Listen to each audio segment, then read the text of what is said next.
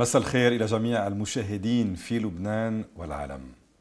نحن الليلة في عاصمة الضباب نبحث عن المريض الإنجليزي الذي ضاع في الجبل البارد مخلفا وراءه بؤساء كثر. نحن الليلة على ضفاف النوتات الموسيقية نتأرجح نشوة وفرحا، حزنا وانكسارا، انتصارا وبطولة. ندخل عالم صاحب اللحية السوداء التي بدأ البياض يغزوها ويكسوها. ندخل الغرف المغلقة التي يعرفها القلائل والتي شهدت على عمليات خلق هزت العالم وحركت الشجن في القلوب. كل شيء موضب منظم، موضوع بتأن، والويل لمن يلمس أو يعدل أي شيء. أقوى من القدر حلق في مساحات من المستحيل مواكبتها. فخر للعالم العربي وللبنان بشكل خاص. الليلة ألتقي وأحاور جبريل يارد.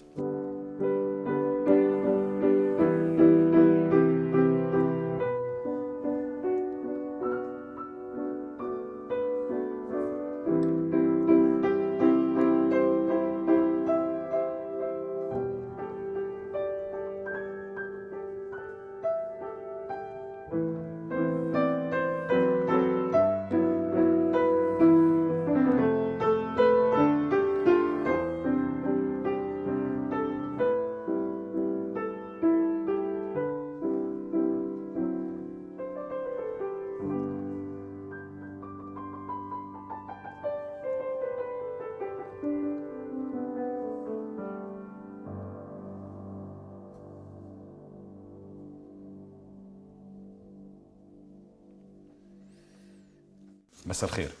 مساء الخير. أهلا وسهلا فيك. سؤال أول شيء، فهمت شو حكيت؟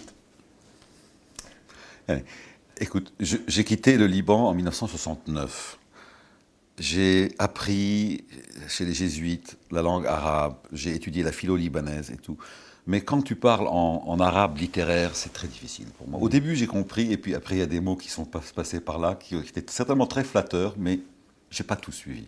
J'ai suivi Boutoula, j'ai suivi Lahye. Le reste, pas beaucoup. Le reste, c'était le suivant. Je vais essayer de résumer. J'ai essayé d'écrire un peu votre environnement, dans le sens que tout est organisé, tout est en ordre, tout est bien placé. Égard à celui ou à celle qui va toucher et qui va essayer de remanier un emplacement particulier ou de modifier la place d'un objet, d'un canapé ou d'une chaise. Mais parce que on croit toujours que les artistes sont des gens très désordonnés. Tout à fait. Mais ça n'est pas vrai. Ce n'est pas vrai. Quand on écrit une partition de musique, il n'y a qu'à regarder les partitions écrites par Bach, c'est une véritable architecture. Avant qu'elle soit une architecture sonore, c'est une architecture qu'on voit déjà sur le papier. Donc, moi, dans ma vie, je sais que je suis très, très ordonné, très discipliné dans mon travail. Quand j'aborde quelque chose, j'ai besoin que tout soit clair autour de moi pour avoir l'esprit clair.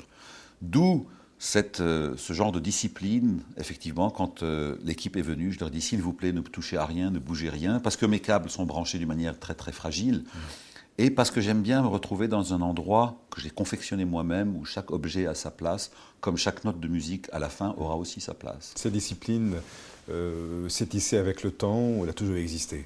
Je crois qu'elle a toujours existé. D'abord, elle a été imposée. Elle a été imposée par mon enfance, puisque moi j'ai été très tôt pensionnaire chez les jésuites, à 4 ans, et que chez les jésuites, bon, ça rigolait pas. On se levait à telle heure, à 6 heures, on vous frappait dans les mains, et on se réveillait à 6 heures. À 6h30, il y avait la messe.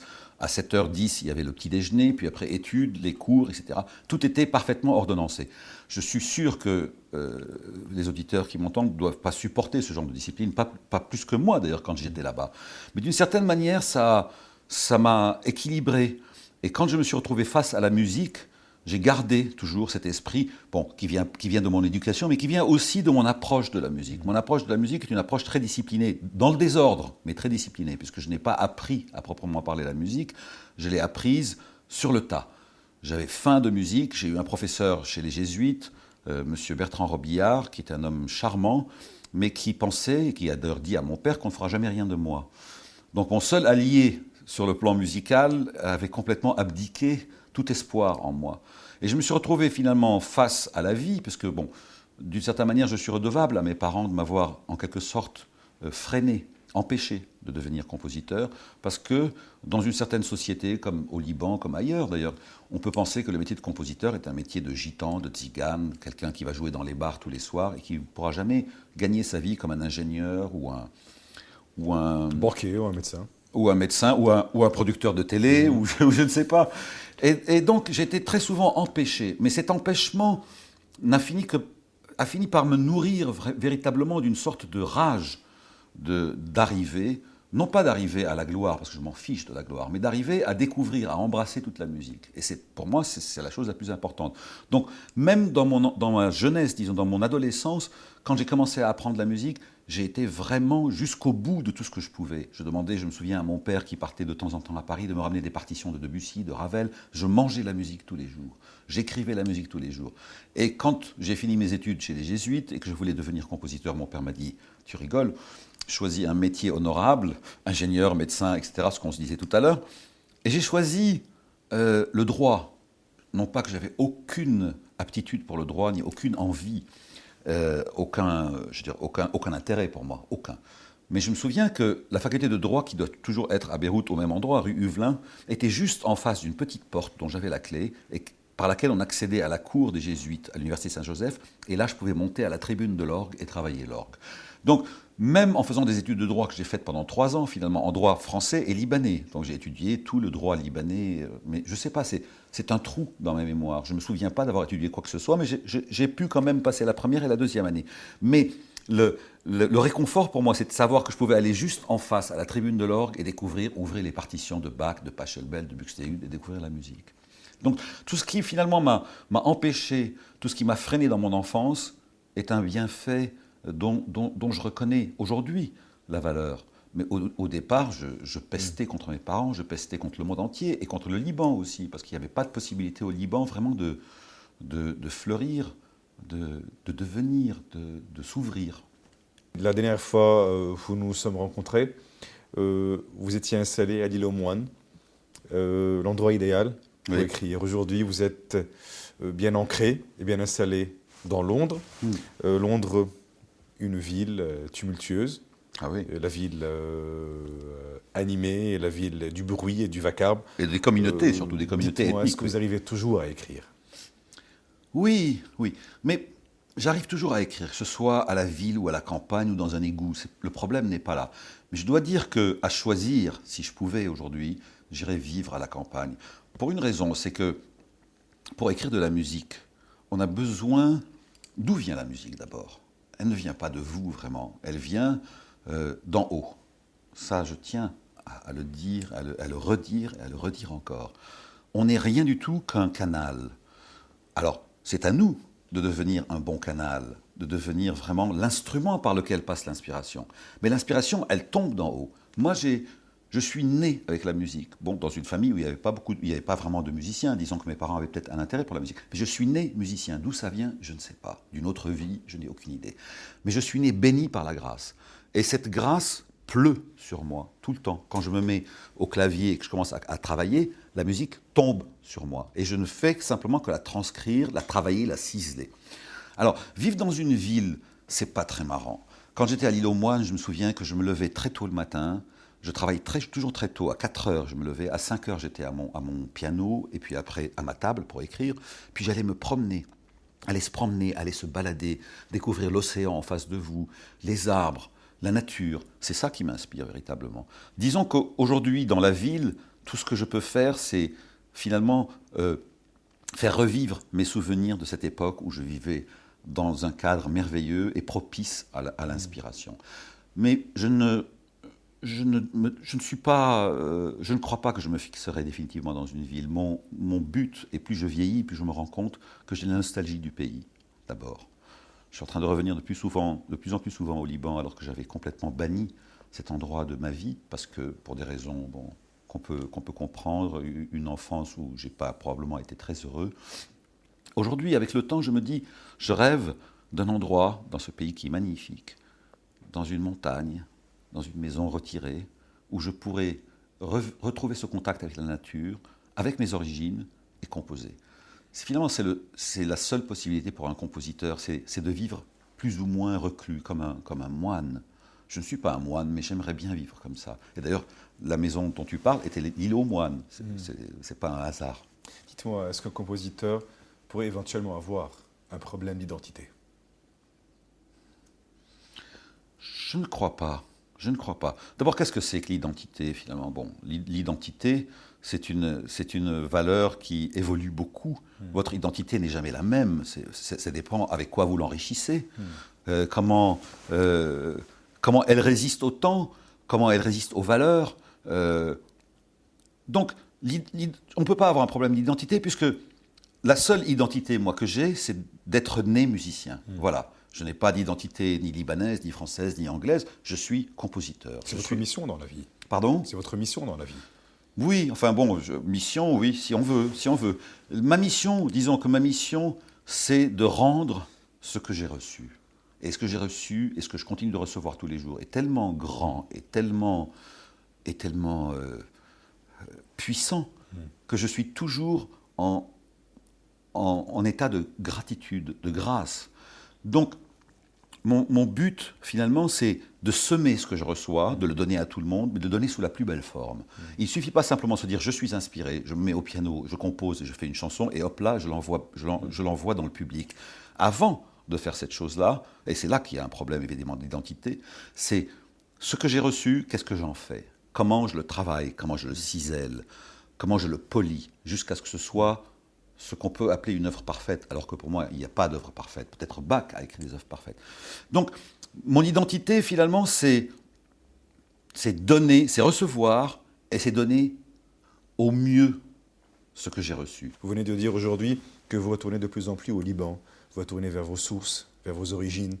Alors, entre les origines, entre la source, entre certains passés auxquels nous sommes attachés, entre la terre natale, et entre cette identité, y aurait-il pas un rapport? Oui. Je ne pense pas qu'un individu doive se situer par rapport au pays où il est né. Je ne pense pas. De toute façon, il n'a pas à se situer. Ça, c'est du domaine du mental. Dans son sang, dans ses veines, coule quelque chose qui vient de toute façon de cet ailleurs-là, de cet endroit où il est né. Moi, je ne réfléchis pas à me dire, est-ce que je suis libanais ou est-ce que je suis français? J'ai la nationalité française aussi. Et je vis à Londres, en ce moment, je pourrais être anglais. Je ne réfléchis pas à ces choses-là. Je me dis simplement que l'identité, la vraie, bon, mettons le Liban de côté, parce que j'y reviendrai de toute façon. La vraie identité, c'est d'être fidèle à quelque chose. Et fidèle à quoi? Fidèle à, non pas un idéal, mais fidèle simplement à certaines valeurs qu'on a forgées à travers le temps et qui font de vous un être humain. Un être humain, moi je suis compositeur, d'accord, je suis libanais aussi. Et quand je dis aujourd'hui j'ai la nostalgie, je pense que avec l'âge, avec le temps, je vois mon fils qui a 16 ans, qui ne connaît pas très bien le Liban. Chaque fois que je l'amène là-bas, il découvre et il me dit « mais je me sens appartenir ». Sa mère est française pourtant. Il dit « je me sens appartenir à ce pays ». Ce pays dégage quelque chose qui est indicible, qu'on ne peut pas décrire.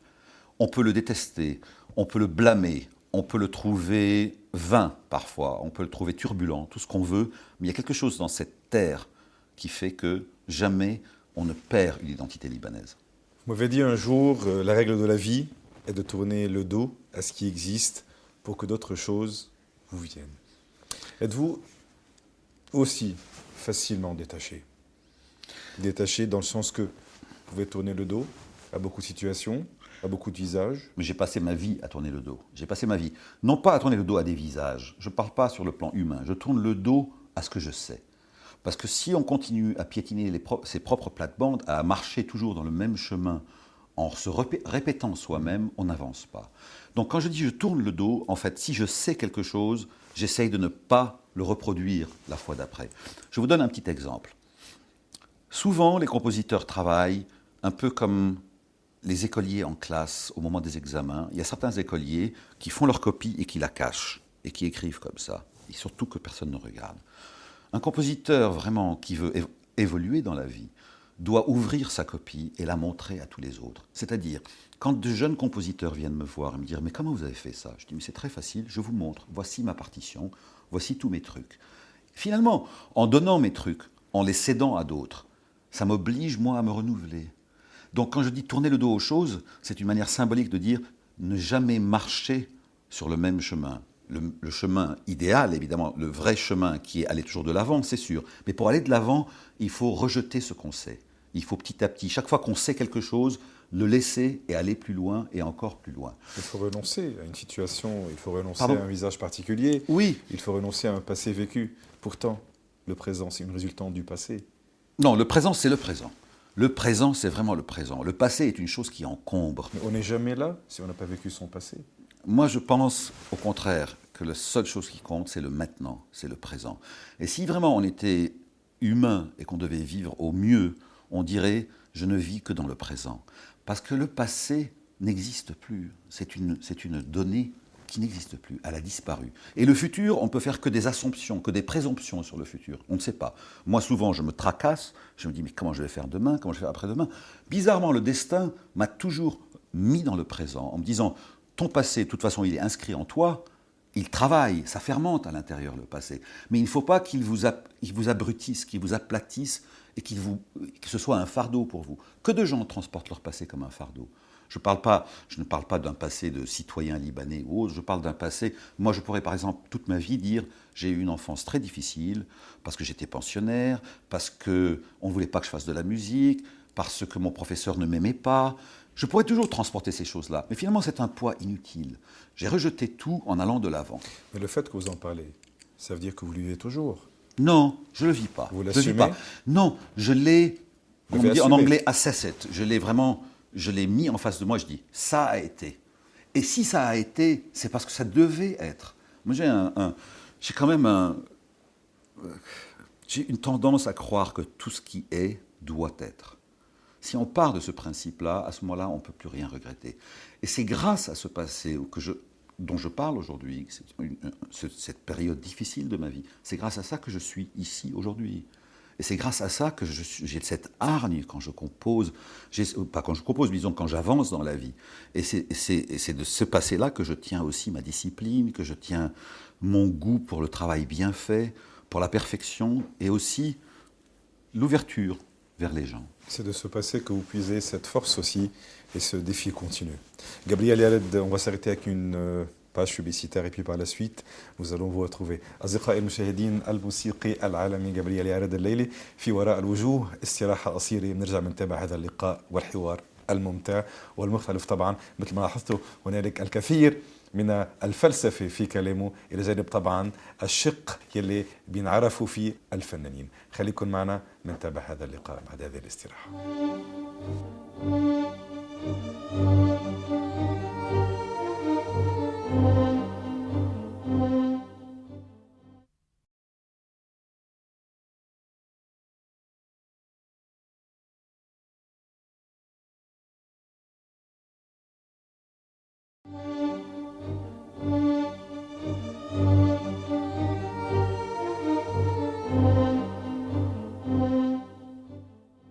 نعود لمتابعة لقائنا وحوارنا مع الموسيقي العالمي الكبير جابرييل يارد. Gabriel Yared. Excuse-moi, j'ai rigolé parce que dit l'Alami ou le Kabir, c'est vraiment beaucoup pour moi. Je suis très, très flatté et en même temps. Ça, c'est la modestie incarnée de toute façon qui vous caractérise. On ne va pas rentrer d'habitude. Moi, dans mes émissions, c'est pas une question de flatter, non, je sais bien, ni de complimenter les attributs ou les qualités que j'utilise et les mots, je les pèse vraiment avant de les dire. Mais ça, c'est la pure vérité. Oui, peut-être, bon, peut-être. Mais ça me fait rire quand même. Parce que dit en arabe comme ça, je trouve que c'est très beau, c'est glorieux. Gabriel Yared, vous m'avez dit un jour, et justement, ne jamais avoir choisi les choses. Vous avez l'impression d'être guidé par une main angélique vers tout ce que vous entreprenez, vers tout ce que vous abordez. Dites-moi, même les expériences pénibles, est-ce qu'il y a une main angélique qui les guide? Mais oui, mais évidemment, mais il n'y a pas que moi, vous, tous ici, chaque auditeur, chaque personne est guidée, chacune. Mais on veut toujours que le guide ne soit que celui qui vous apporte les bienfaits. Mais le guide est au-delà de notre sens du bien et du mal, il est bien au-delà de ça. Et il veut que le mal, ce que nous appelons le mal, soit simplement une sorte d'évolution pour nous obliger. On ne peut pas ne pas souffrir, c'est pas possible. On ne peut pas passer à côté de la souffrance, à côté de la tristesse, à côté des difficultés. Mais les difficultés sont juste une sorte de levier pour aller plus loin. Donc, cette main qui me guide, ou en tous les cas cet ange, appelons-le, qui me guide, ce destin qui me guide, c'est très bruyant à côté, mais c'est pas grave. C'est l'ambiance du studio Abbey Road où nous nous trouvons. Cette main qui me guide, il faut que j'accepte d'elle les bienfaits autant que les épines. Et souvent, il y a plus d'épines que de bienfaits. Mais dans un sens, j'aimerais bien juste communiquer ça avec mon expérience aujourd'hui, puisque j'ai 56 ans, pour dire que toutes les difficultés que j'ai traversées ont été pour moi une bénie, mais vraiment une bénédiction du ciel. Parce que si j'en suis où je suis aujourd'hui, c'est grâce à ces difficultés et à ces problèmes. Vous dites que votre seule religion, c'est la musique. Oui. Est-ce que la musique est votre moyen de communiquer avec le bon Dieu? Qu'est-ce que ça veut dire religion? Si je remonte au sens étymologique du terme, religion, ça vient du latin, religere. Ça veut dire relier. Bon. Je pense que tout est l'un. Tout, c'est le un, ce qu'on appelle un. Dieu, on peut l'appeler Dieu, ce que vous voulez. La musique est une des expressions de ce un. Il se fait que moi, qui étais probablement assommé par des cours d'instruction religieuse et par des messes tous les matins quand j'avais 5 ans et 6 ans à 6h30 du matin, je n'ai pas pu supporter ça, j'ai trouvé que c'était de trop, comme si on m'imposait, comme si on me gavait comme une oie, qu'on m'injectait des valeurs spirituelles. Les valeurs spirituelles sont des choses qu'on découvre à travers l'amitié, à travers l'amour, à travers la peinture, à travers la musique, à travers la vie. Moi j'ai découvert vraiment ce qu'on peut appeler la spiritualité, même si c'est un mot très galvaudé, à travers la musique. Et quand je dis la musique est ma religion, c'est-à-dire que la musique est ce qui me permet de me relier à tout ce qu'il y a en haut, et tout ce qu'il y a autour d'ailleurs. Mais quand je vous dis que la musique est une grâce qui tombe sur moi, je parle pour de vrai. Je vous parle d'un fait matériel. Et qu'est-ce qui vient d'en haut? Mais tout vient d'en haut. Nous ne sommes pas des pantins manipulés, mais tout ce que nous faisons, tout ce que nous sommes, est porté par la grâce.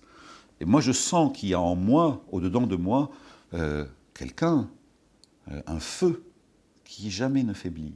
Et c'est celui-là qui m'aide, c'est celui-là qui me porte. Donc ma religion, c'est un mélange de tout. Elle est à travers la musique, mais je ne veux pas des religions établies. Je ne veux pas des choses qui font que les hommes se battent et se tuent au nom d'un certain Dieu ou d'un autre. Je n'en ai pas de Dieu. Pour moi, le Dieu, il est partout, il est en tout, il est à travers tout, et principalement dans mon moyen d'expression qui est la musique. Nous avons remarqué dans votre bibliothèque privée pas mal de livres sur l'hindouisme, Oui. pas mal de photos aussi, Oui. pas mal de signes Oui. qui relatent ou qui incarnent cette religion, cette philosophie, si vous voulez. Philosophie, parce qu'il n'y a pas de religion hindouiste. Oui. Alors, cette philosophie, quel plus vous a-t-elle procuré? D'abord, elle m'a délivré des enseignements que j'ai reçus petit, et de ce côté un peu limitatif et toujours exclusif qu'il y a dans les religions. C'est ma religion et pas la vôtre. C'est votre religion et pas la mienne. C'est toujours comme ça dans les religions. Chez les hindouistes, disons dans la religion hindoue, dans la philosophie hindoue, parce qu'il n'y a pas de religion, tout est Dieu. Tout est Brahman. Brahman étant tout, c'est toi, c'est moi, c'est lui, c'est tout le monde. Et le chrétien est autant respecté que le musulman, que le juif, que le bouddhiste, que n'importe quoi. Donc c'est cette ouverture finalement que j'ai recherchée dans la philosophie hindoue. Mais pas toute la philosophie hindoue, parce que j'ai beaucoup lu certainement, mais je me suis beaucoup attaché à un philosophe qui n'est pas qu'un philosophe, qui est un chercheur, qui s'appelle Sri Aurobindo, et qui a été pour moi une sorte d'ouverture totale vers le seul et l'unique. Je l'ai trouvé dans ça, mais ça c'est mon chemin, chacun a son chemin. Simplement, je ne peux pas m'attacher à une religion parce que je trouve que les religions sont restées, malgré le temps, malgré les siècles qui passent, toujours sectaires et exclusives. Étant né moi-même dans une religion catholique, puisque je suis par mon père grec-catholique, j'ai beaucoup de respect pour la religion catholique, mais je ne peux pas l'accepter si elle est exclusive. Tout est Dieu, tout. Gabriel Yared, votre oreille a-t-elle pu embrasser toutes sortes de musique? Avant de se déclarer compositeur, je pense qu'il faut être vraiment un curieux et un fouineur. Avant de dire j'ai mon style, il faut aller avoir été se promener partout dans toutes les musiques. Moi, je crois que, d'abord, tout ce que je fais, tout ce que je compose est très influencé, est très baigné dans la musique de Bach, dans la musique de Ravel, de Debussy, de Mozart, beaucoup dans la musique orientale que j'ai dédaignée quand j'étais là-bas. Quand j'étais au Liban, je n'aimais pas la musique arabe. Je n'aimais pas. Je trouvais qu'elle me rendait triste. Après, j'ai découvert les musiques pygmées. Après, j'ai découvert le funk de Marvin Gaye ou de Stevie Wonder, les Beatles, toutes les musiques du monde. D'ailleurs, aujourd'hui, de plus en plus, il y a une sorte de vague qu'on appelle la world music, où malheureusement, on prend les plus belles inventions des musiques dites primaires, c'est-à-dire que ce soit la musique africaine ou balinese, etc. Et puis on met derrière une batterie et on dit je fais de la world music. C'est pas ça. Il faut regarder ces musiques comme une sorte d'école pour nous, comme une sorte d'enseignement. Parce que ces musiques, à la base, ce qu'on appelle les musiques premières, les musiques primaires, sont toujours une action de grâce. Quand, dans certaines civilisations, on chante et on fait de la musique, c'est pour remercier la pluie qui est tombée. C'est pour remercier le dieu des animaux qui a fait que la vache a donné un veau. Et la musique a toujours été connectée à la religion, d'une certaine manière. Toujours. D'ailleurs, jusqu'à Bach, Haydn même, je me souviens, si vous regardez les partitions de Bach, Bach signait SDG, ça veut dire Soli Deo Gloriam, à la seule gloire de Dieu. Haydn signait ses symphonies LD, Laus Deo, gloire à Dieu. Petit à petit, avec Beethoven et toute la musique qui a suivi, il y a eu tout d'un coup une sorte de retour vers soi, vers l'expression du romantisme, de ses émotions et tout. Mais dès le départ, la musique est avant tout une action de grâce. Donc, pour revenir aux musiques de tout genre, je pense qu'un compositeur doit vraiment s'ouvrir à toutes les musiques. Non pas pour les copier, simplement pour les regarder, pour les inspecter, pour les étudier et pour en prendre un certain bénéfice, pour retrouver finalement l'essence de la musique. Sans pour autant s'en inspirer ou être influencé. Mais on ne choisit pas d'être inspiré, on est forcément inspiré. Tout ce qu'on avale, on finit par le rejeter. Alors, vous savez, par exemple, Bach recopiait les concertos de Vivaldi lui-même, il est copié à la lueur de la bougie. Bach est un phénomène dont on parle. Bach est certainement le plus grand compositeur. Je veux dire, il y a ce fameux mot de Cioran, de romancier roumain, qui dit Dieu doit être reconnaissant à Bach, parce que Bach lui a permis d'être connu, en quelque sorte. Donc, si vous voulez, il y a quelque chose dans la musique qui fait que vous ne pouvez pas vous contenter de simplement dire ce que vous pensez. Il faut aller plus au-dedans, il faut fouiller. Cette quête permanente que je trouve, moi, dans la musique, qui s'applique aussi dans ma vie. Alors, finalement, ma philosophie, si je reviens à ça, ce n'est pas ni Sri Aurobindo, ni la religion, ni rien, c'est la musique. Parce que quand on lit une partition de musique, quand on la regarde, on trouve dedans toute l'architecture de l'univers. Qu'est-ce que c'est que cette note? Qu'est-ce que c'est? D'où ça vient, ça, do, ré, mi, fa, sol, la, si, do, ou d'autres notes? D'où ça vient, ça? Cette quête dans la musique, vous voulez qu'elle vous mène vers où? Vers qui? Vers quoi? Mais vers la musique, parce que la musique est une expression du tout, est une expression de l'un. Moi, je l'appelle l'un, l'unique. Et l'expression éthérée, c'est-à-dire tous les arts, on peut les saisir. La peinture est faite de couleurs, elle est faite d'une toile, la sculpture est faite de la pierre, le cinéma est fait des images. La musique est le seul art qui provient de l'éther, parce que ce qu'on manipule, c'est l'éther, c'est le son. Qu'est-ce que c'est le son? Et donc, il me semble que la musique est un art premier, et probablement la mère de tous les arts. Et si je vais un peu plus haut, je dirais que la vraie spiritualité est la mère de tous les arts. La recherche spirituelle est probablement la mère de tous les arts. Gabriel Yared, encore une fois, une pause avec la publicité avant de reprendre cet entretien. أصدقائي المشاهدين وقفة تانية مع الإعلان نرجع نتابع حوارنا ولقائنا مع جابرييل يارد. خليكم معنا.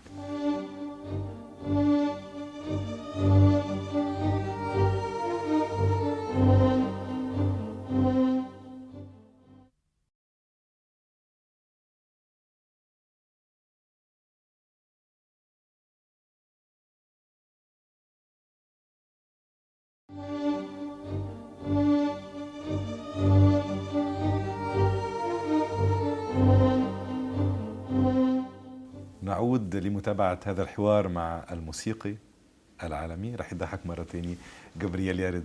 Alors c'est la fique مرة ثانية. Gabriel Yared, vous êtes aujourd'hui quasi complètement plongé ou investi dans la musique de film.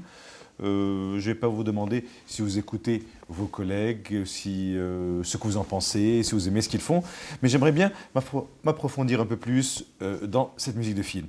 La majorité des compositeurs disposent de 5 semaines pour composer une bonne partition. 5-6, oui. Gabriel Yared, il vous faut 3 mois au moins. Alors, ce caprice ne vous crée-t-il pas un problème avec les producteurs d'habitude? Toujours, toujours. Écoutez, j'ai commencé dans le cinéma, moi, avec quelqu'un qui s'appelle Jean-Luc Godard, que j'ai rencontré dans un bistrot et qui m'a dit « c'est une histoire de ceci, cela ». Je dis « mais je peux voir quelques images ?» Il m'a dit « c'est pas nécessaire ». Donc, bizarrement, j'ai commencé avec quelqu'un pour qui briefer, comme on dit, un compositeur, c'était pas forcément lui montrer des images. C'était lui dire « voilà mon sujet, voilà mon projet, voilà mon histoire, rêve, imagine ». Ce que je n'aime pas dans le cinéma, je vais dire ce que je n'aime pas, et que petit à petit je suis en train de vaincre finalement, d'une certaine manière. Ce que je n'aime pas, c'est qu'on vous donne un produit qui est terminé, et on vous demande d'épouser des choses qui ont pris 1 an, 2 ans ou 3 ans pour se matérialiser, et on vous dit, tu as 3 mois, alors donne-moi un score. Je ne fonctionne pas comme ça. Pour moi, je vois une image, ça ne m'inspire rien. D'abord, je ne suis pas un homme d'image. Je suis gêné de dire ça, mais tant pis. Depuis le temps que je le dis, je vais le redire encore une fois, je ne vais pas au cinéma. Bon, je vais très rarement au cinéma, je dois y aller 2 fois par an probablement. Non pas que j'ai aucun mépris pour l'image, mais j'ai plus de choses à faire dans ma vie, à étudier, à lire, à m'amuser, à jouer du piano, à composer, à lire les choses dont on a parlé tout à l'heure. Donc je ne suis pas un homme d'image. Et quelle ironie du destin, je suis un compositeur de musique de film alors que je ne suis pas un homme d'image. Alors comment j'ai trouvé le moyen finalement de composer pour le cinéma?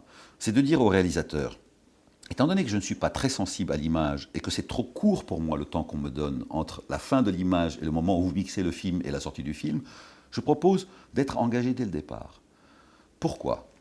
Parce que quand j'ouvre un script, un scénario et que je lis, les idées me viennent. Je n'ai pas besoin que ça aille jusqu'à la matérialisation de l'image. L'imaginaire est d'autant plus stimulé qu'il a moins de réalité. Comment voulez-vous stimuler un imaginaire si on lui donne déjà tout? On lui donne le cadre, on lui donne les scènes, on lui donne le temps qu'il faut. Je ne peux pas travailler avec un temps spécifique sur une scène. Il faut d'abord que je rentre dans le scénario, que je découvre la thématique générale, c'est-à-dire que je fasse un vrai travail de compositeur. Même si tout ce travail que je fais pendant les 6 ou 7 mois que je fais, même s'il n'en reste que 15 minutes sur le film, ça ne me dérange pas. Au moins, j'aurais fait mon vrai travail de compositeur, qui consiste à rechercher jusqu'au bout, jusqu'à en crever. Alors, quand je travaille sur un film, je prends un film, par exemple, que je fais avec Anthony Minghella, on prend Le Patient anglais, The English Patient. Anthony m'a appelé 8 mois avant de commencer le tournage. Il m'a donné le scénario. On a lu ensemble le scénario, on a parlé de la musique, et j'ai commencé à composer. Je ne savais pas, même pas qui étaient les acteurs, où ils allaient tourner, je n'avais vu aucune image. Et tout ce travail que j'ai fait, par magie, ou je dirais par osmose, est en harmonie avec l'image à venir. Même si l'image n'est pas encore là, j'ai épousé l'esprit de l'écrit, qui est forcément le même que l'esprit de l'image. Après, une fois que ce travail est terminé, et que l'image est en train d'être fabriquée et montée, je reviens vers l'image avec mes idées de départ. C'est comme si j'avais une immense possibilité, et que cette possibilité, je peux la travailler maintenant au détail, la ciseler sur l'image. C'est donc ce double travail qui prend beaucoup de temps, qui ne me permet pas de faire 5-6 films par an comme le font mes collègues. Et puis je considère aussi que la musique de film, ce n'est pas simplement de la musique de film, c'est la possibilité d'élever une audience, un public. C'est la possibilité de servir le film, certainement, mais aussi de donner à entendre une musique qui élève. Pourquoi la musique classique est tellement intéressante et importante? Parce qu'elle a été faite en soi, pour rien. Même si c'est pour des mécènes ou pour des princes, elle a été faite dans l'absolu, pour la musique. Aujourd'hui, on nous demande très souvent de venir, d'une quelque sorte, baliser les images. Quand un type donne un coup, la musique donne un coup. Quand on met un glaçon, on entend un ting. Je ne crois pas que la musique, ce soit le rôle de la musique. Comme je disais tout à l'heure, la musique est un art premier, un art vraiment principal, au-dessus de tout. J'aimerais bien que la musique, dans un film, serve, mais aussi élève. Et pour qu'elle élève, on ne peut pas lui donner simplement 3 mois dans sa vie en disant j'épouse ce film, je me marie avec ce film et ça va marcher. En composant, est-ce que d'habitude vous écrivez vos partitions sur ordinateur ou sur papier? Non, papier, crayon, gomme.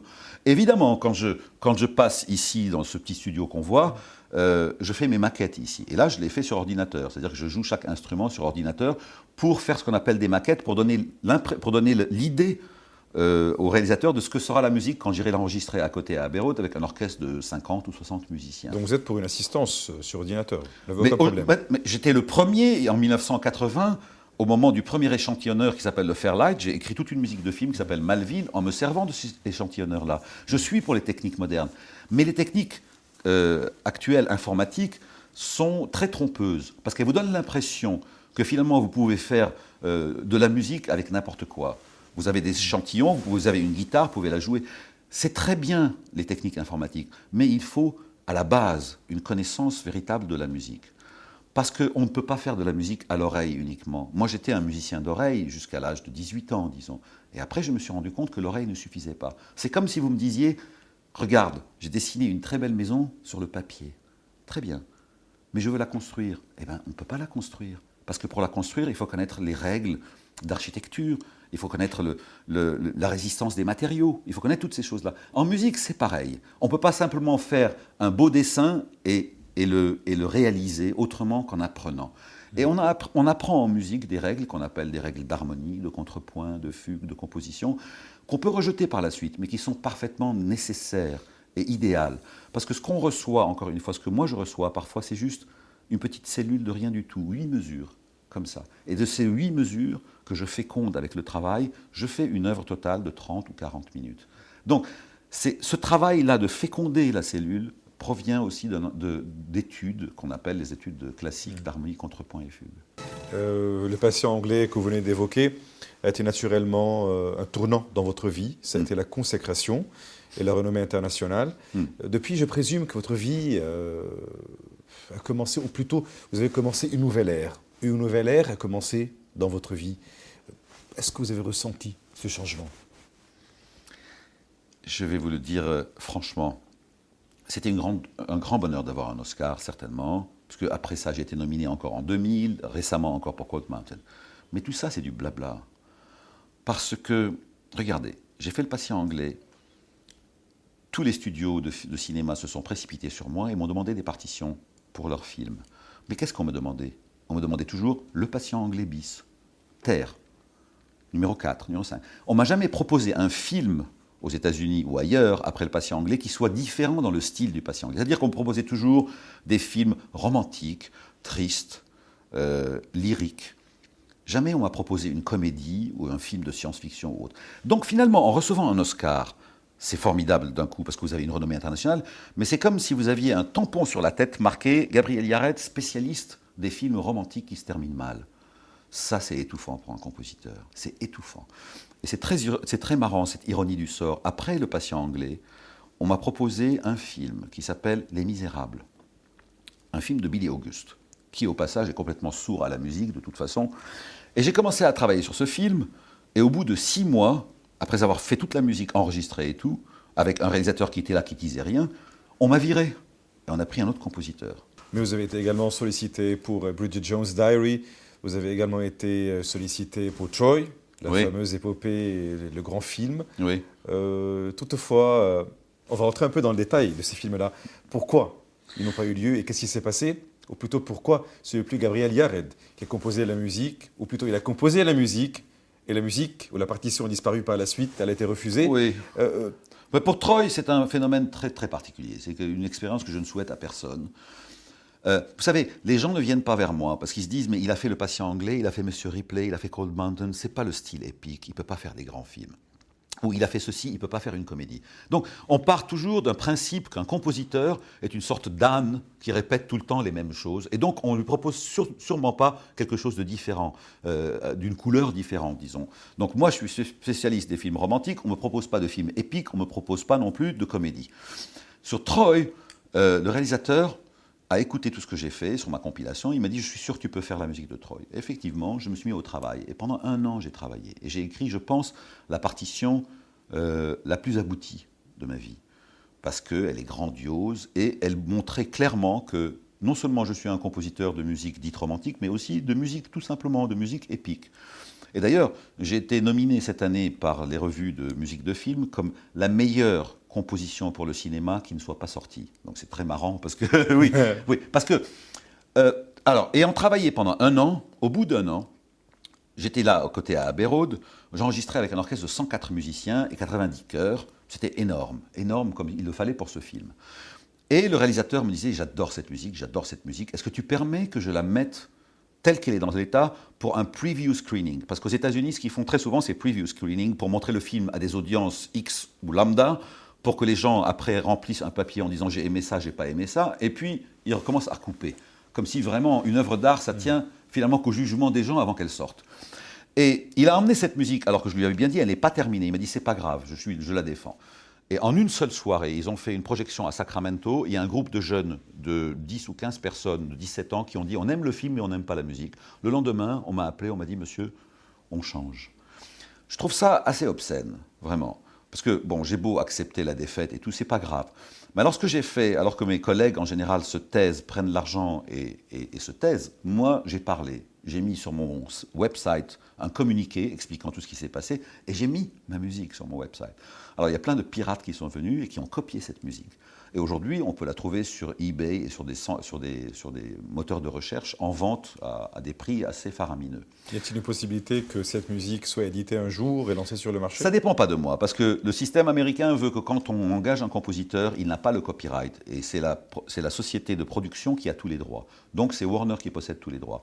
J'espère qu'un jour, ils auront la bonne idée de la ressortir. Je comprends qu'ils ne veuillent pas le faire maintenant, parce qu'après la sortie du film, s'il la sortait maintenant, ce serait vraiment une claque pour le réalisateur, pour le compositeur qui a continué après moi, et pour eux, parce que ma musique était vraiment très très intéressante.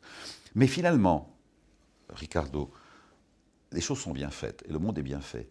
Je suis très fier de ne pas être sur un film aussi crétin, parce que je trouve que le film est crétin en définitive. Et je suis bien content de ne pas être associé à cette affaire. Pourtant, ça a été le film, ou plutôt le projet le plus ambitieux de votre C'est carrière. ambitieux, mais c'est ridicule quand on regarde vraiment les images. Vraiment, c'est ridicule. C'est ça, c'est pas ça la guerre de Troie, c'est pas ça les Grecs, c'est pas ça les Troyens, et c'est pas ça Hélène, franchement. Mais je ne dis pas ça par dépit, je dis encore ça parce que j'estime que j'ai eu une chance de passer à côté de ce truc-là. Bon, une quinzaine de jeunes se sont réunis, ils n'ont pas aimé le film, Oui. ils n'ont pas aimé la musique du film. Oui. C'est des jeunes de 17 ans, 20 ans. Oui. Et bon, Ça ça suffit. a été l'excuse, ou ça a été la justification, ou ça a été la raison qui a C'est été c'est la dévoilée. vraie raison. Effectivement, effectivement.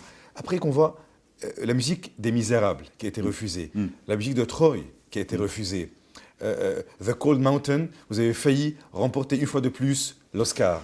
Mr. Ripley aussi, j'étais nommé d'Oscar, oui. Qui est en train de combattre Gabriel Yared? Personne. Personne. Moi, je ne dis pas qu'on me combat, je dis qu'on m'aide d'une certaine manière. Parce que me faciliter les choses, moi, ça ne m'aide pas. J'ai besoin, finalement, de toujours affronter. C'est comme ça, c'est dans mon caractère, c'est dans mon destin, c'est dans ma vie. Ça ne me dérange pas qu'on me rejette. Parce que ce qu'on rejette en moi, c'est tellement secondaire. Parce que les gens ne me comprennent pas ce que je fais, franchement. Ceux qui me rejettent n'entendent pas. Et ça ne me dérange pas. Moi, je ne fais pas la musique pour les autres, finalement, pour des réalisateurs ou pour des producteurs. Je la fais parce que je dois la faire. Donc, qu'elle existe ou qu'elle n'existe pas, finalement, ce n'est pas le problème. Le problème, la chose importante, c'est que je la fasse, que je la compose. Et je me suis prouvé à moi-même que j'étais capable d'écrire une musique vraiment très, très intéressante pour un grand film épique. Et un jour, cette musique sortira et vous verrez l'impact qu'elle aura, parce qu'elle était très, très importante. Et ce qui était aussi important, c'est que cette musique arrive et circule. Oui, Et que mais elle les gens puissent circulera un écouter. jour. Elle circulera un jour. Vous savez, bon, c'est pas grave. Et puis j'avance. Moi, je ne me retourne pas en arrière. Ça m'intéresse pas. Mais j'étais tellement vexé parce que c'était après un an. Vous comprenez, si vous passez 3 ou 4 mois sur un film et qu'on vous dit « Pardon, monsieur, ça va pas ».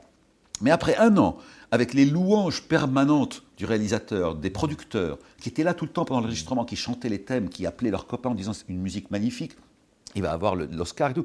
Et tout d'un coup, en une nuit, on vous téléphone, on vous dit « Ça n'a pas marché au preview screening, sorry ». Est-ce que Hollywood vous a meurtri au talon, peut-être? Non. Moi, non, il faut Comme vraiment... Achille?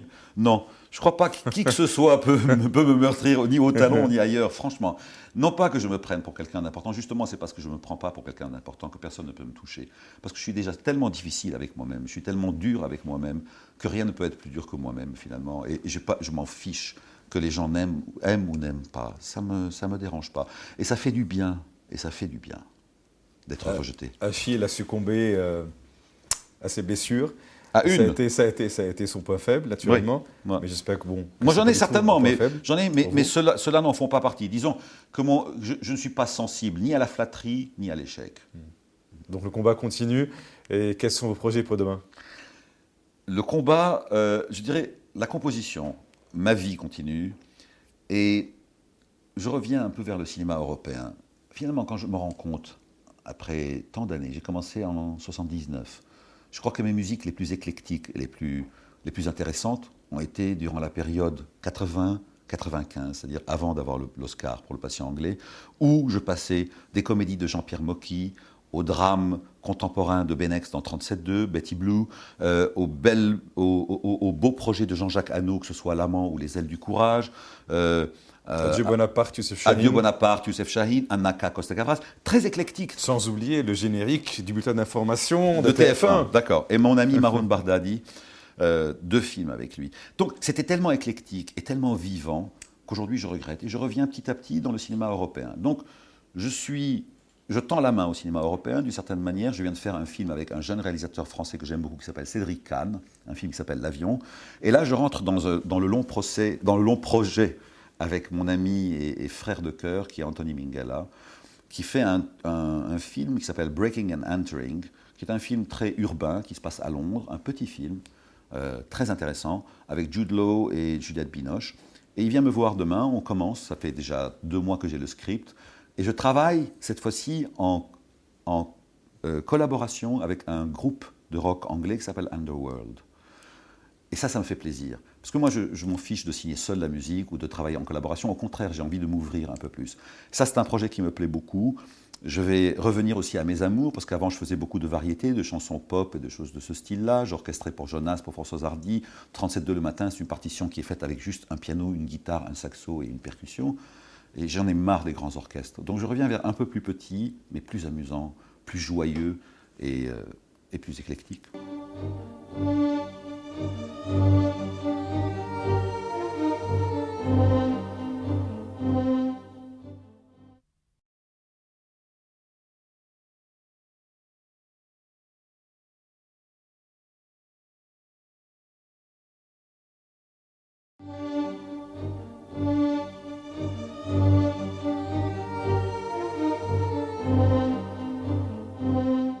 نعود لمتابعة هذا اللقاء مع المؤلف الموسيقي العالمي Gabriel Yared. Gabriel Yared, le dessin animé, Ouais. est-ce un monde que vous souhaitez conquérir dans l'avenir? Conquérir, non, mais j'adore le dessin animé.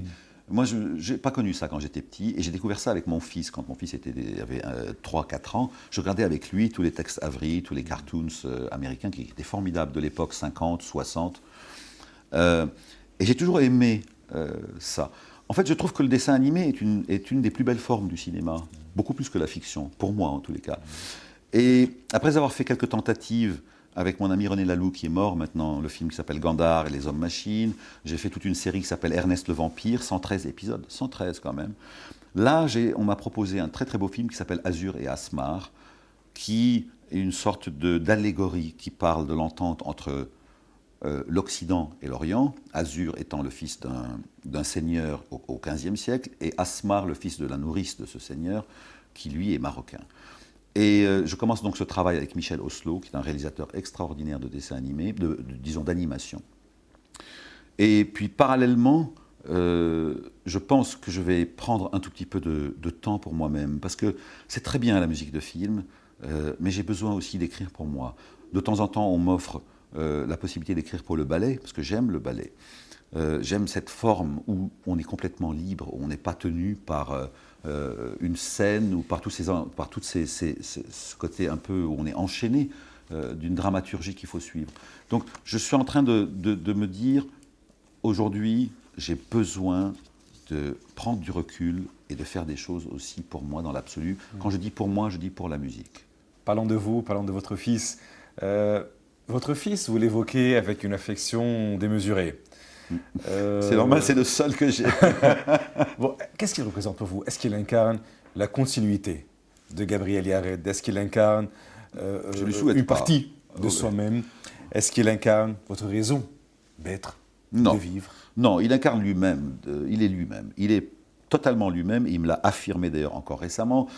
Mon fils, c'est très important pour moi, je ne peux pas expliquer ça, je veux dire n'importe quel père pourrait comprendre ça, surtout quand il est unique. Oui, un père artiste, c'est toujours différent d'un père ordinaire. Oui, je sais. Et ce père artiste n'a pas été toujours présent quand il était très jeune. J'étais très pris par mon travail. Et aujourd'hui, il est en train de grandir et je m'intéresse beaucoup à lui. Mais je voulais vous dire, quand il était tout jeune, à l'âge de 6 ans, j'étais persuadé qu'il serait un très très bon musicien. Et je lui ai appris le solfège, le piano et même les dictées musicales. C'est-à-dire qu'il s'asseyait loin, je me mettais au piano, je jouais des notes et il les notait. Il prenait des dictées musicales à 2 voix. Et un jour, il est venu me voir à 9 ans. Et il m'a dit, papa, je ne veux pas faire de la musique. Et je me suis souvenu que moi, tout jeune, je ne voulais faire que de la musique et qu'on m'a forcé à faire autre chose. Donc, finalement, j'ai beaucoup profité de mon expérience pour essayer de le guider en disant, ce que tu veux, fais-le. Mais si tu le fais, vraiment fais-le à fond. Ne le fais pas juste comme un dilettante. Aujourd'hui, il me parle de devenir écrivain. Je dis très bien, mais personne ne me dit que tu es écrivain encore. C'est à toi de te le prouver et de me le prouver. Donc, il est forcément artiste, forcément. J'ai l'impression d'avoir, à travers lui, aussi créé une lignée. Peut-être que mon petit-fils sera un compositeur. Je lui souhaite en tous les cas, parce que c'est le métier le plus beau au monde, le plus jouissif, celui où on s'amuse le plus, et celui où on est le plus en communion avec la réalité et avec la non-réalité, avec l'au-delà. Éduqué chez les jésuites avec une rigueur, une discipline, comme nous venons d'en parler. Oui, mais c'est pas grave ça. Dites-moi, est-ce que votre fils, vous lui inculquez la même éducation que vous avez reçue, ou bien vous l'inondez avec beaucoup d'affection, avec beaucoup de tendresse, beaucoup d'attention, beaucoup de disponibilité? Oui, depuis quelque temps, avec beaucoup d'attention et de disponibilité. Mais avant ça, comme j'étais très pris par mon travail, je ne faisais pas beaucoup d'efforts vers ça. Moi, tout ce que je voudrais finalement, c'est qu'il soit lui-même. Il n'y a rien qu'on puisse plus souhaiter à son enfant qu'il soit lui-même accompli. Et puis s'il a envie, qu'il en fasse d'autres. Moi, j'ai eu cet enfant très tard dans ma vie, je l'ai eu à 40 ans. Et c'est déjà très vieux, je trouve, pour un père. Parce que quand les hommes ont leurs enfants à 25-30 ans, il y a une sorte de, disons, de voisinage dans l'âge qui est beaucoup plus agréable pour les enfants. Moi, ça a été un peu sur le tard. Mais enfin, je crois que j'ai visé juste et que c'était lui et personne d'autre. 2 mariages, 2 échecs dans le mariage. Non, pas 2 échecs. Vous savez, là, je plains les femmes qui vivent avec un homme comme moi parce que... Pourquoi? Parce qu'un compositeur, enfin quelqu'un comme moi est d'un certain côté obsessionnel. Moi, je suis obsédé par mon travail, pas par mon métier. Je suis obsédé par mon travail, par la création, par lire de la musique. Je suis très peu sorteur, je suis très peu sociable. Et vraiment, ce n'est pas un cadeau pour les femmes.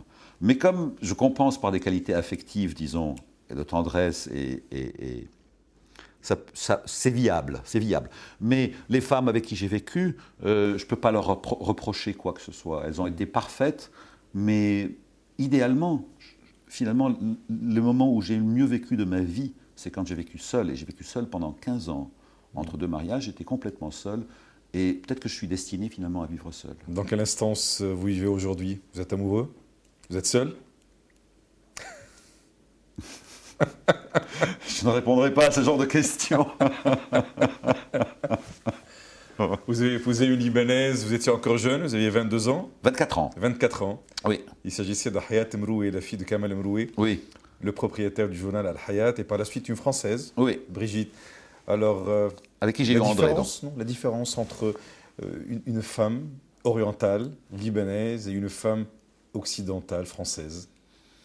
Comment vous la cernez? Écoutez, si vous voyez bien, j'ai épousé une femme qui venait du Liban en sortant du Liban. Et une fois que je suis devenu vraiment installé en France et que je ne pensais plus jamais revenir au Liban, j'ai été vers une femme qui est du pays. Je ne vois pas vraiment de différence à proprement parler. Mais en vieillissant, je me dis que j'ai toujours été peut-être fait pour vivre avec une Libanaise. Et ça, je ne peux pas l'expliquer. Les femmes de votre vie, avec le temps, deviennent-elles des amis, de simples amis? Oui, oui. Oui, parce que, vous savez, il n'y a aucun intérêt à garder des rancœurs et à garder des fâcheries Mais comme ça, c'est la loi de la vie. Mais oui, il faut toujours, à un certain moment, se dire « je m'assieds sur tous mes principes et je tends la main. Et viens qu'on se retrouve. » Et puis, c'est toujours bienvenu, ces choses-là. On ne peut pas se fâcher pour longtemps. Je l'ai fait même avec des réalisateurs avec qui je m'étais fâché, je leur ai tendu la main, et eux aussi m'ont tendu la main. Parce qu'il ne faut pas garder des fâcheries. C'est comme de l'amertume dans le ventre. Gabriel Yared, vous avez une famille à Beyrouth. Votre mère, Solange Yared, une grande dame, qui a marqué son époque naturellement. Et vous avez 3 sœurs, Monique, Marielle et Colette. Colette, qui est une success story avec son chef-d'œuvre de cannelle. Dites-moi, est-ce que vous êtes une famille unie? Est-ce que vous avez le contact fréquent, régulier, solide avec eux? Oui. Avec elle plutôt? Avec elle, oui. Oui. Enfin, fréquent, pas très fréquent, parce que moi, je n'aime pas le téléphone. Vous savez, pendant 30 ans, je n'ai jamais répondu au téléphone, j'ai toujours eu un répondeur. Je n'aime pas le téléphone, donc le contact, évidemment, est, disons, par intermittence. Je n'appelle pas tous les jours, mais je garde toujours un contact avec eux, et de plus en plus souvent avec ma mère, parce que je voudrais être plus près d'elle. Plus elle avance dans la vie, plus j'ai envie d'être près d'elle, ce qui est normal. Qu'est-ce que vous n'aimez pas dans la vie?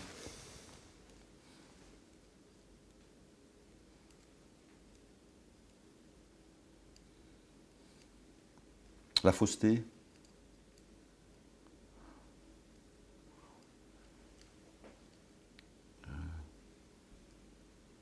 C'est difficile à dire ce que je n'aime pas, parce que j'aime vraiment la vie. Mais j'aime tout dans la vie. Quel trait de caractère vous n'appréciez pas en vous? Je l'apprécie et je ne l'apprécie pas parce qu'elle gêne les autres, la solitude, le goût de la solitude. J'en ai besoin et en même temps, ça me tient très loin des autres. C'est peut-être ça.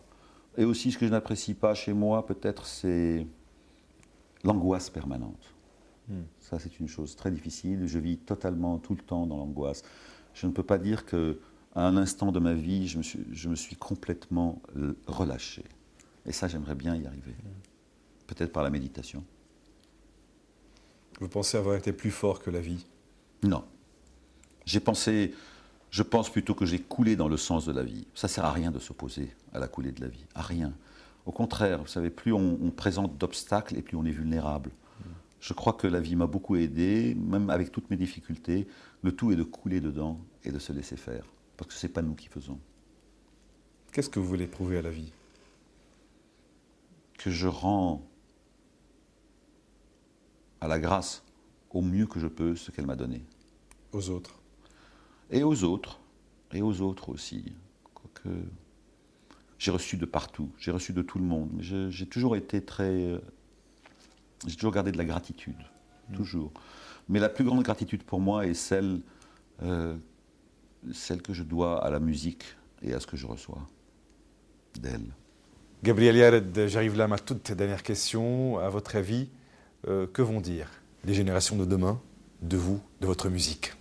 En fait, je m'en fiche ce qu'elles vont dire de moi. Parce que je suis déjà tellement difficile avec moi-même que je sais que ce qui sort de moi est ce qu'il y a de meilleur. Ce qui peut sortir de meilleur. Peut-être que je ne peux pas être capable de mieux. J'aimerais simplement qu'on se dise, peut-être, ça me rendrait heureux, que quoi que j'ai fait, que quoi que j'ai composé, j'ai toujours mis dedans un souci de la perfection et toute ma conscience de créateur. J'aimerais simplement qu'on voit que je n'ai rien pris vraiment trop à la légère et que j'ai donné à la musique toute mon âme. عظيم. جابرييل يارد، أنا بتشكرك أنا كمان. لأنك شاركت بهذا الحوار وهذا اللقاء الممتع والشيق. بدي أطلب منك أنك تختم هذا اللقاء على طريقتك. طبعا الليلة كان الحوار معك مش مع مؤلف موسيقي فقط، لكن مع شاعر، مع فيلسوف، ومع رجل مشغوف يلتهم الحياة بشهية كبيرة. بس ما بعرف بالعربي. شو ما جملة واحدة، جملة قصيرة. C'est toujours très difficile de se livrer comme ça. Et puis comme les questions ont beaucoup porté sur des choses très essentielles, je voulais simplement dire qu'au-delà de ces choses que j'ai dites, je suis quand même très joyeux dans la vie. Que j'aime rire, que j'aime m'amuser, que j'aime bien manger, que j'aime bien vivre. Et que la musique, c'est aussi ça. C'est bien manger, bien boire, bien vivre, bien s'éclater. Ce n'est pas simplement philosopher et se retirer dans la solitude pour créer. Alors vive la musique. Vive la musique et vive la vie et vive la joie. Et vive la fête. Vive la fête, oui. On va faire la fête. Gabriel Yared, شكرا. شكرا. على أمل تكونوا استمتعتوا بهذا اللقاء وبهذا الحوار الحميم مع المؤلف الموسيقي العالمي جابرييل يارد. بتشكركم وبتأمل أن تبقى الموسيقى هي العامل الراقي يلي حوله بتلتقي كل الشعوب. تصبحوا على خير، على محبة. وبنختم طبعا بالجينيريك يلي كلنا معودين عليه، لكن هالمرة بموسيقى عم يلعبها هو بإيديه جابرييل يارد يلي قدم لنا هذه الموسيقى التصويرية الرائعة. تصبحوا على خير.